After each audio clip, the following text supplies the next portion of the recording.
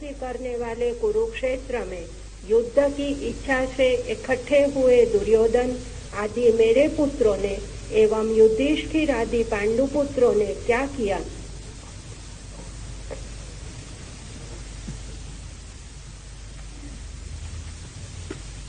धृतराष्ट्र आंख से अंधे, लेकिन आंख के न होने से वासना नहीं मिट जाती। आंख के न होने से कामना नहीं मिट जाती।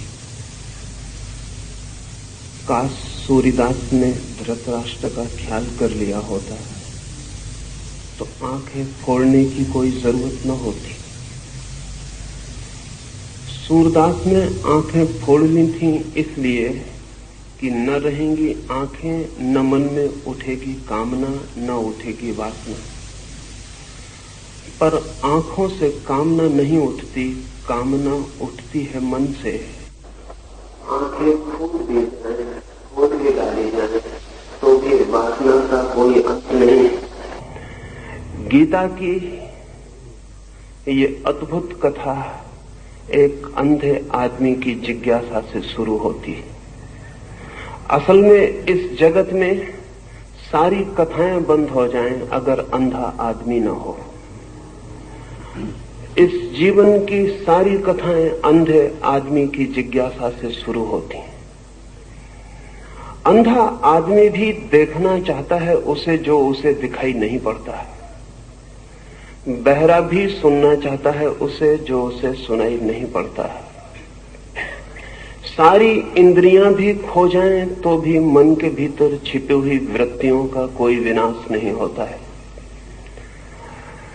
तो पहली बात तो आपसे ये कहना चाहूंगा कि स्मरण रखें, धृतराष्ट्र अंधे हैं, लेकिन युद्ध के मैदान पर क्या हो रहा है, मीलों दूर बैठे उनका मन उसके लिए उत्सुक, जानने को पीड़ित, जानने को आतुर है। दूसरी बात ये भी स्मरण रखें कि अंधे धृतराष्ट्र के 100 पुत्र हैं, लेकिन अंधे व्यक्तित्व की संतति आंख वाली नहीं हो सकती है, भला ऊपर से आंखें दिखाई पड़ती हों। अंधे व्यक्ति से जो जन्म पाता है, और शायद अंधे व्यक्तियों से ही लोग जन्म पाते हैं, तो भला ऊपर की आंख हो, भीतर की आंख पानी कठिन है, ये दूसरी बात भी समझ लेनी जरूरी है। धृतराष्ट्र से जन्मे हुए 100 पुत्र सब तरह से अंधा व्यवहार कर रहे थे। आंखें उनके पास थीं, लेकिन भीतर की आंख नहीं थी।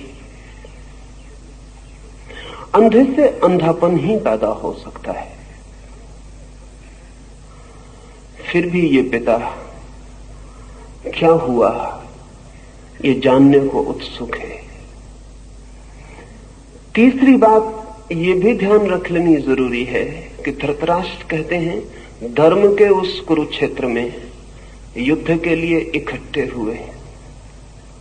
जिस दिन धर्म के क्षेत्र में युद्ध के लिए इकट्ठा होना पड़े उस दिन धर्म क्षेत्र बचता नहीं है। और जिस दिन धर्म के क्षेत्र में भी लड़ना पड़े उस दिन धर्म के भी बचने की संभावना समाप्त हो जाती है। रहा होगा वो धर्म क्षेत्र, था नहीं। रहा होगा कभी, पर आज तो वहां एक दूसरे को काटने को आतुर सब लोग इकट्ठे हुए थे। ये प्रारंभ भी अद्भुत है। ये इसलिए भी अद्भुत है कि अधर्म क्षेत्रों में क्या होता होगा उसका हिसाब लगाना मुश्किल है। धर्म क्षेत्र में क्या होता है वो धृतराष्ट्र संजय से पूछते हैं कि वहां युद्ध के लिए आतुर मेरे पुत्र और उनके विरोधियों ने क्या किया है, क्या कर रहे हैं, वो मैं जानना चाहता हूं। धर्म का क्षेत्र पृथ्वी पर शायद बन नहीं पाया अब तक,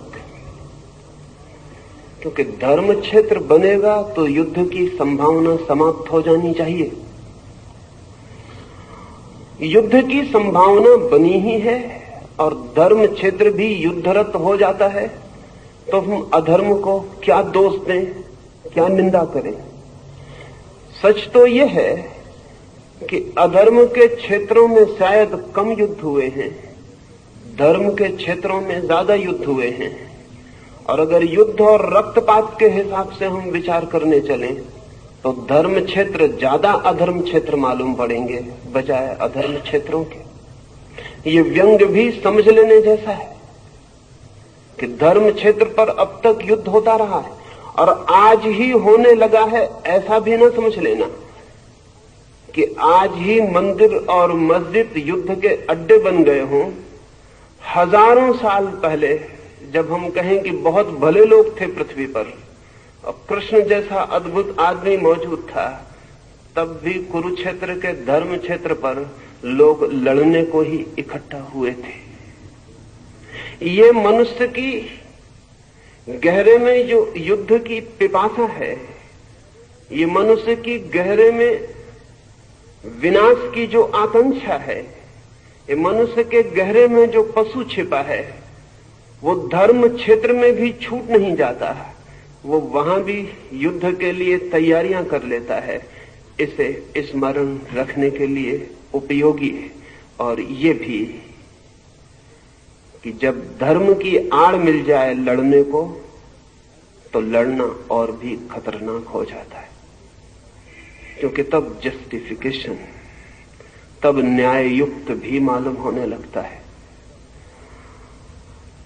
तो ये अंधे धृतराष्ट्र ने जो जिज्ञासा की है, उससे ये धर्म ग्रंथ शुरू होता है। सभी धर्म ग्रंथ अंधे आदमी की जिज्ञासा से शुरू होते हैं। जिस दिन दुनिया में अंधे आदमी न होंगे, उस दिन धर्म ग्रंथ की कोई जरूरत भी नहीं रह जाती। वो अंधा ही जिज्ञासा कर रहा है।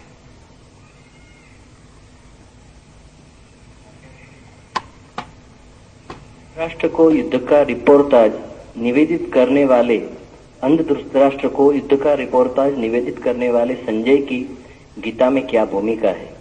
संजय क्या क्लेयरवॉयंस, दूरदृष्टि या क्लेयर ऑडियंस, दूर श्रवण की शक्ति रखता था? संजय की चित्त शक्ति की गंगोत्री कहां पर है? वो स्वयंभू भी हो सकती है न? संजय पर निरंतर संदेह उठता रहा है, स्वाभाविक है। संजय बहुत दूर बैठकर कुरुक्षेत्र में क्या हो रहा है उसकी खबर धृतराष्ट्र को देता है। योग निरंतर से मानता रहा है कि जो आंखें हमें दिखाई पड़ती हैं वे ही आंखें नहीं, और भी आंख है मनुष्य के पास जो समय और क्षेत्र की सीमाओं को लांघ कर देख सकती है। लेकिन योग क्या कहता है, इससे जो कहता है वो सही भी होगा ऐसा नहीं। संदेह होता है मन को, इतने दूर संजय कैसे देख पाता है? क्या वो सर्वज्ञ है? नहीं। पहली तो बात यह कि दूरदृष्टि, क्लेयरवॉयंस कोई बहुत बड़ी शक्ति नहीं है, सर्वज्ञ से उसका कोई संबंध नहीं है। बड़ी छोटी शक्ति है और कोई भी व्यक्ति चाहे तो थोड़े ही श्रम से विकसित कर सकता है। और कभी तो ऐसा भी होता है कि प्रकृति की किसी भूल चूक से वो शक्ति किसी व्यक्ति को सहज भी विकसित हो जाती।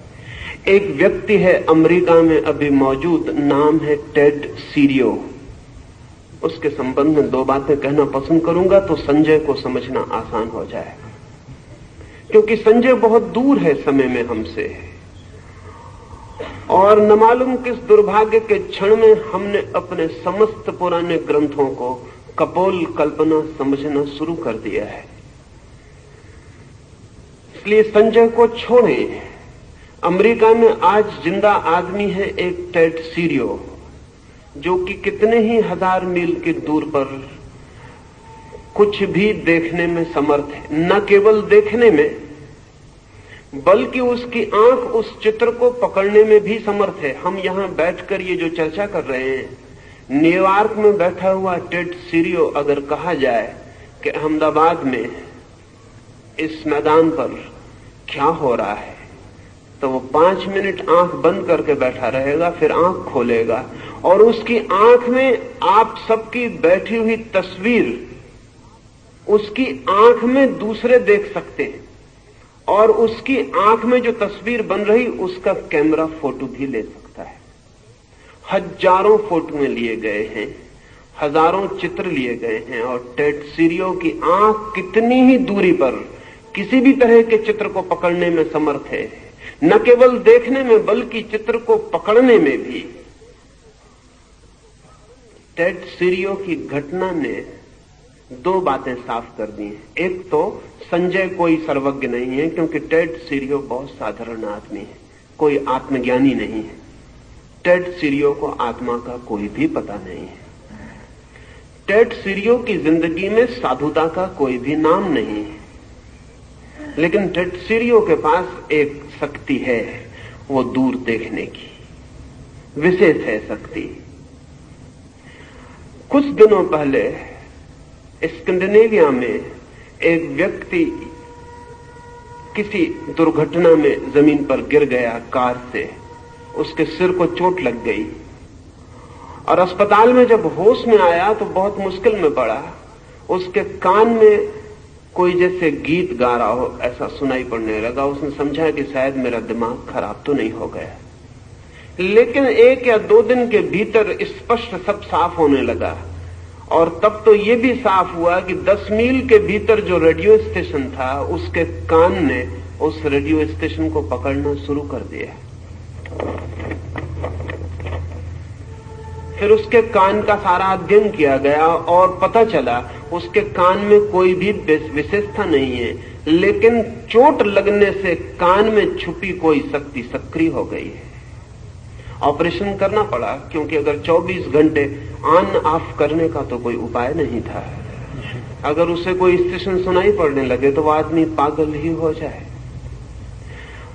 पिछले 2 वर्ष पहले इंग्लैंड में एक महिला को दिन में ही आकाश के तारे दिखाई पड़ने शुरू हो गए। वो भी एक दुर्घटना में ही हुआ, छत से गिर पड़ी और दिन में आकाश के तारे दिखाई पड़ने शुरू हो गए। तारे तो दिन में भी आकाश में होते, कहीं चले नहीं जाते, सिर्फ सूर्य के प्रकाश के कारण ढक जाते हैं, रात फिर उगड़ जाते हैं प्रकाश हट जाने से। लेकिन आंखें अगर सूर्य के प्रकाश को पार करके देख पाए तो दिन में भी तारों को देख सकती। उस स्त्री की भी आंख का ऑपरेशन ही करना पड़ा। ये मैं इसलिए कह रहा हूं कि आंख में भी शक्तियां छिपी हैं जो दिन में आकाश के तारों को देख लें। कान में भी शक्तियां छिपी हैं जो दूर के रेडियो स्टेशन से विस्तारित ध्वनियों को पकड़ लें। आंख में भी शक्तियां छिपी हैं जो समय और क्षेत्र की सीमाओं को पार करके देख लें, लेकिन अध्यात्म से इनका कोई बहुत संबंध नहीं है। तो संजय कोई बहुत आध्यात्मिक व्यक्ति हो ऐसा नहीं है। संजय विशिष्ट व्यक्ति जरूर है। वो दूर युद्ध के मैदान पर जो हो रहा है उसे देख पा रहा है और संजय को इस शक्ति के कारण कोई परमात्मा, कोई शक्ति की उपलब्धि हो गई हो ऐसा भी नहीं है। संभावना तो यही है कि संजय इस शक्ति का उपयोग करके ही समाप्त हो गया हो। अक्सर ऐसा होता है, विशेष शक्तियां व्यक्ति को बुरी तरह भटका देती हैं। इसलिए योग निरंतर कहता है कि चाहे शरीर की सामान्य शक्तियां हों और चाहे मन की साइकिक पावर्स की विशेष शक्तियां हों, शक्तियों में जो उलझता है वो सत्य तक नहीं पहुंच पाता है। पर यह संभव है और इधर पिछले 100 वर्षों में पश्चिम में साइकिकल रिसर्च ने बहुत काम किया है और अब किसी आदमी को संजय पर संदेह करने का कोई कारण वैज्ञानिक आधार पर भी नहीं रह गया है।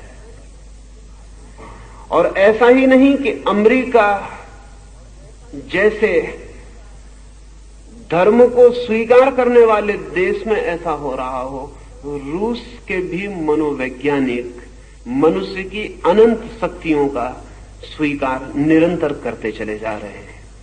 और अभी चांद पर जाने की घटना के कारण रूस और अमेरिका के सारे मनोवैज्ञानिकों पर एक नया काम आ गया है, और वो ये है कि यंत्रों पर बहुत भरोसा नहीं किया जा सकता।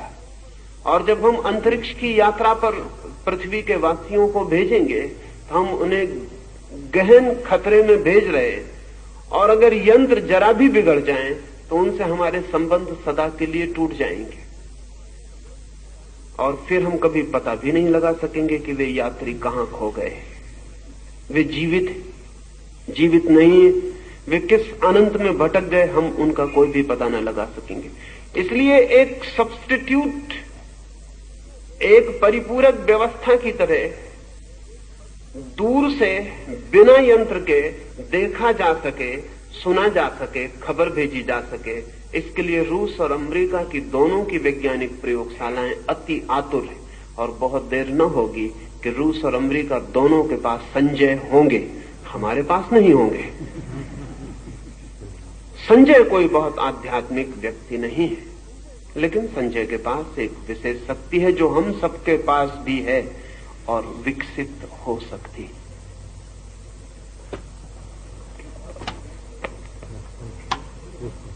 संजय उवाच दृष्ट्वा तु पाण्डवानीकम् व्यूढम् दुर्योधन तदा आचार्यम् उपसंगम्य राजा वचनमब्रवीत। संजय ने कहा, युद्ध की तैयारी के समय व्यूहाकार पांडवों की सेना को देखकर दुर्योधन ने द्रोणाचार्य के पास जाकर ये वचन कहे,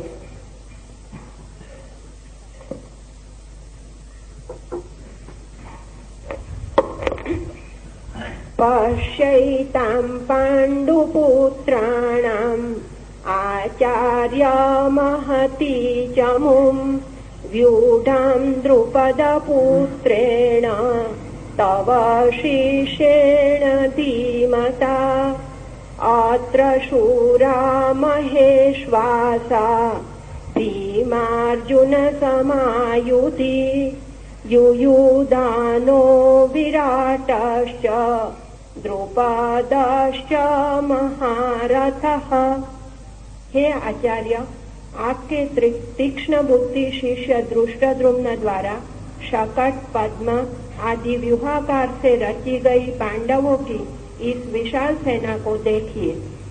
पांडवों की सेना में सभी योद्धा शूरवीर, महाधनुर्धारी एवं पराक्रम में भीम और अर्जुन के तुल्य है। उनमें सात्यकी, विराट, महारथी द्रुपद है।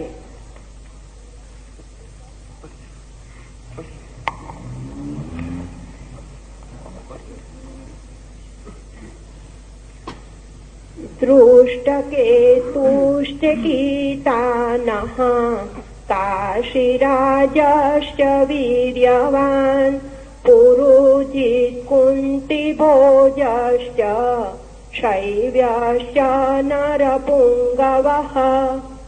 बलवान दृष्टकेतु, चेकितान और काशीराज तथा नरश्रेष्ठ पुरुजित, कुंतीभोज और शैव्य।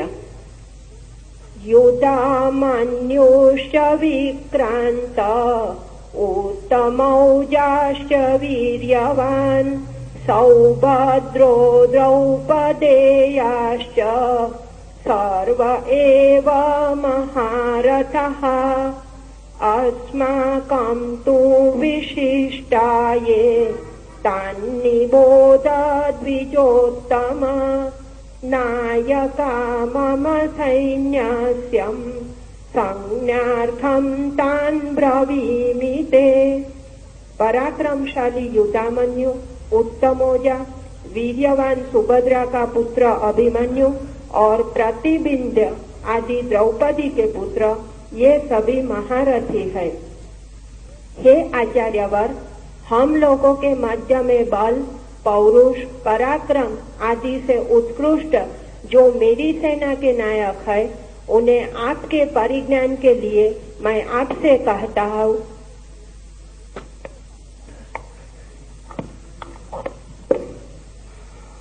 मनुष्य का मन जब हीनता की ग्रंथि से, इंफीरियरिटी कॉम्प्लेक्स से पीड़ित होता है, जब मनुष्य का मन अपने को भीतर हीन समझता है, तब सदा ही अपनी श्रेष्ठता की चर्चा से शुरू करता है। लेकिन जब हीन व्यक्ति नहीं होते, तब सदा ही दूसरे की श्रेष्ठता से चर्चा शुरू होती है। हे दुर्योधन कह रहा है भीष्म से कि पांडवों की सेना में कौन कौन महारथी, कौन कौन महायोद्धा इकट्ठे हैं। इससे वो शुरू कर रहा है। ये बड़ी प्रतीक की, बड़ी सिंबॉलिक बात है। साधारणतः शत्रु की प्रशंसा से बात शुरू नहीं होती, साधारणतः शत्रु की निंदा से बात शुरू होती। साधारणतः शत्रु के साथ अपनी प्रशंसा से बात शुरू होती है। शत्रु की सेना में कौन कौन महावीर इकट्ठे हैं, दुर्योधन उनसे बात शुरू कर रहा है। दुर्योधन कैसा भी व्यक्ति हो, इंफीरियरिटी कॉम्प्लेक्स से पीड़ित व्यक्ति नहीं है, हीनता की ग्रंथि से पीड़ित व्यक्ति नहीं है। और ये बड़े मजे की बात है कि अच्छा आदमी भी अगर हीनता की ग्रंथि से पीड़ित हो, तो उस बुरे आदमी से बदतर होता है जो हीनता की ग्रंथि से पीड़ित नहीं है।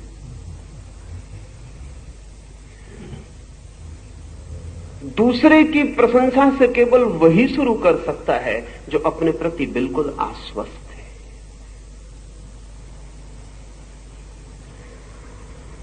ये एक बुनियादी अंतर सदियों में पड़ा है। बुरे आदमी पहले भी थे, अच्छे आदमी पहले भी थे। ऐसा नहीं है कि आज बुरे आदमी बढ़ गए हैं और अच्छे आदमी कम हो गए हैं। आज भी बुरे आदमी उतने ही हैं, अच्छे आदमी उतने ही हैं। अंतर क्या पड़ा है? निरंतर धर्म का विचार करने वाले लोग ऐसा प्रचार करते रहते हैं कि पहले लोग अच्छे थे और अब लोग बुरे हो गए हैं। ऐसी उनकी धारणा मेरे ख्याल में बुनियादी रूप से गलत है। बुरे आदमी सदा थे, अच्छे आदमी सदा थे। अंतर इतना ऊपरी नहीं है, अंतर बहुत भीतरी पड़ा है। बुरा आदमी भी पहले हीनता की ग्रंथि से पीड़ित नहीं था, आज अच्छा आदमी भी हीनता की ग्रंथि से पीड़ित है। ये गहरे में अंतर पड़ा है।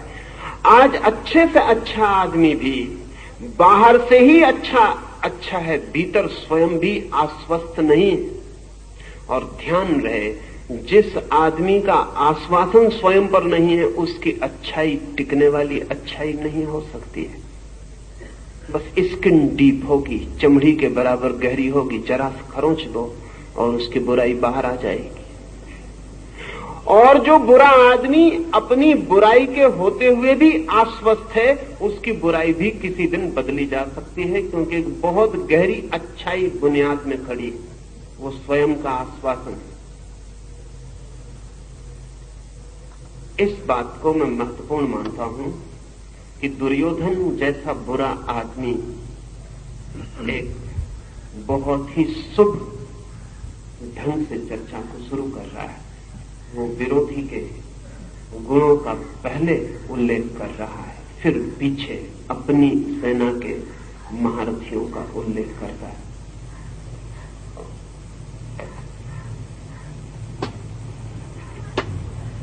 भगवान् भीष्मश्च कर्णश्च कृपाश्च समितिञ्जयः अश्वत्थामा विकर्णश्च सौमदत्ति तथैव च अन्ये च बहवः शूरा मदर्थे च सजीवितः नानाशास्त्रप्रहरणः सर्वे युद्धविशारदः। आप भीष्म पितामह कर्ण, युद्ध में दुर्जय कृपाचार्य, अश्वत्थामा, विकर्ण और सोमदत्त का पुत्र भूरिश्रवा, वांगिल, भगवत, कृतवर्मा आदि और भी अनेक शूरवीरों ने प्राण देकर भी मेरी जीत कराने का निश्चय कर रखा है। ये सभी लोग भांति भांति के शस्त्रास्त्रों से युद्ध करने वाले और सब प्रकार के युद्धों में कुशल है। अपर्याप्तं तदास्माकं बलं भीष्माभिरक्षितं पर्याप्तं स्विदमेतेषां बलं भीमाभिरक्षितम् अयनेषु च सर्वेषु यथा भागमवस्थितः भीष्ममेवाभिरक्षन्तु भवन्तः सर्व एव हि। यद्यपि हमारी सेना युद्ध के लिए पर्याप्त नहीं है, फिर भी उसके रक्षक भीष्म पितामह है, अतएव वह विजय के लिए पर्याप्त ही है। सामने खड़ी पांडवों की सेना युद्ध के लिए पर्याप्त होने पर भी भीमसेन से रक्षित होने के कारण अपर्याप्त ही है। हमारी विजय भीष्म पितामह के अधीन है, इसलिए आप सब लोग मोर्चों पर अपने अपने स्थानों पर स्थिर होकर भीष्म की ही रक्षा करें।